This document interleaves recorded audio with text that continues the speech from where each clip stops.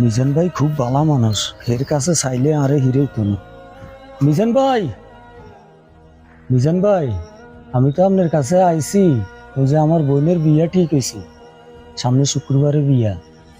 এখন আমার 1 লাখ টাকা লাগে, যদি একটু দিতেন তাহলে আমার বোনটারে বিয়ে দিতে পারি। আচ্ছা বাচ্চু ভাই, এমন সময় আপনি আইছেন, আমি তো বাড়ির কাজ নিয়ে ব্যস্ত, এদিকে আপনার বোনের বিবাহ। আচ্ছা দেখি কি করা যায়। এই কেরামত সাহেব, আমি ওই যে বাচ্চু ভাইরে পাঠাইতেছি, ওনাকে 1 লক্ষ টাকা দিয়ে দিয়েন। আচ্ছা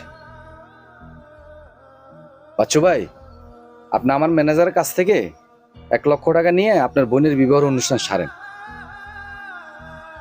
আচ্ছা ভাই, আপনার এই উপকারের কথা আমি কখনো বলতাম না। আমি যাই, আসসালামু আলাইকুম।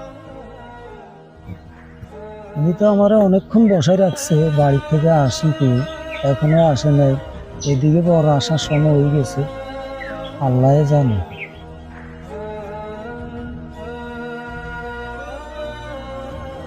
সালাম আলাইকুম। ওয়ালাইকুম আসসালাম রহমতুল্লাহ। এই না 50,000। ভাই, মিজান ভাই না বলছে 1 লাখ টাকা দেওয়ার জন্য। আরে মিয়া, যে 50,000 টাকা দিছি এইটা নিয়ে চলে যান, বেশি কথা বলেন কেন? আচ্ছা ঠিক আছে ভাই, তা আমি যাই, সালাম আলাইকুম। ওয়ালাইকুম আসসালাম। মিজান ভাই, কি ব্যাপার বাচ্চু ভাই, আজকে না আপনার বোনের বিবাহ? হওয়ার কথা ছিল ভাই, কিন্তু হয় নাই। কেন, কি হয়েছে? এই নেন ভাই আপনার টাকা।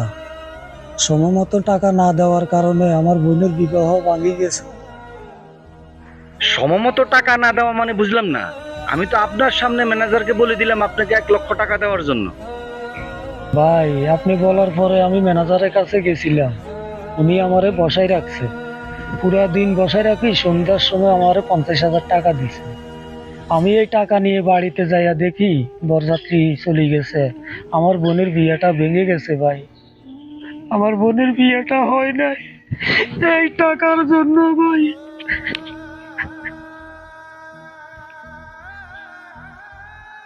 কি বলেন? আমি তো আপনার সামনে কেরামতকে বললাম যে আপনাকে 1 লক্ষ টাকা দেওয়ার জন্য। আপনি দাঁড়ান, আমি দেখতেছি।